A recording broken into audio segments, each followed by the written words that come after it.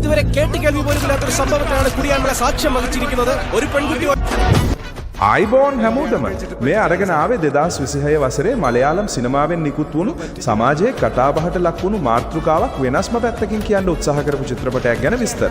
ඒ තමයි පෙන්නු කේස්. පෙබින් සිද්ධාර්ථගේ අධ්‍යක්ෂණයෙන් හැඩවුණු මේ නිර්මාණය නිකුත් වෙන්න කලින් ඉඳලම එහි නම සහ පෝස්ටර් නිසා ලොකු කුතුහලයක් ඇති කරලා තිබුණා.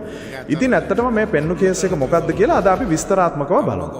චිත්‍රපටයේ කතාව ගෙතිලා තියෙන වර්තමාන සමාජයේ සිද්ධ වෙන සංකීර්ණ නීතිමය සහ සමාජීය ගැටලුවක් වගේ. මෙහි ප්‍රධාන චරිතය නිරූපණය කරන්න දක්ෂ නිකිල විමල. මෙහි පෙනී සිටින්නේ ඉතාමත් සටන්කාමී ඒ වගේම Tamanගේ මතය වෙනුවෙන් පෙනී සිටින කාන්තාවකගේ චරිතයක. කතාව ආරම්භ වෙන්නේ සාමාන්‍ය සිදුවීමක් දුරදිග ගිහින් නැතිවන නීතිමය ගැටලුවකින්. මෙහිදී හකිම් ෂහජහන් සහ අජු වර්ගීස්ගේ චරිත කතාවට එකතු වෙන්නේ මුළු කතාවම උඩු යටිකුරු කරමින්. විශේෂයෙන්ම අජු වර්ගීස් මෙහි පෙනී සිටින්නේ අපිට හුරු පුරුදු හාස්‍යජනක චරිතයකින් නෙමෙයි, තරමක් බරපතල සහ කුතුහලය දනවන චරිතයකින්. පද්ධතිය අතලේ සාධාරණය සොයාගෙන යන මේ ගමනේදී ඔවුන්ට මුහුණ දෙන්න වෙන බාධක සහ පාවාදීන් ඉතාමත් අපූර්වවට තිර රචනය හරහා ඉදිරිපත් කරලා තියෙනවා. නිකිල විමල්ගේ රංගනය ගැන අනිවාර්යයෙන්ම කිව යුතුයි.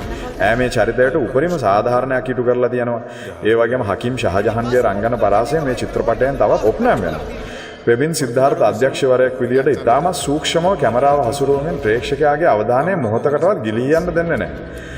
ඔබ සමාජීය තේමාවන් සහිත ඒ වගේම කුතුහලයෙන් පිරුණු මලයාලම් චිත්‍රපට බලන්න කැමති කෙනෙක් නම් පෙන්නු කේස් ගැන අනිවාර්යයෙන්ම නෑඹිය යුතු එකක්.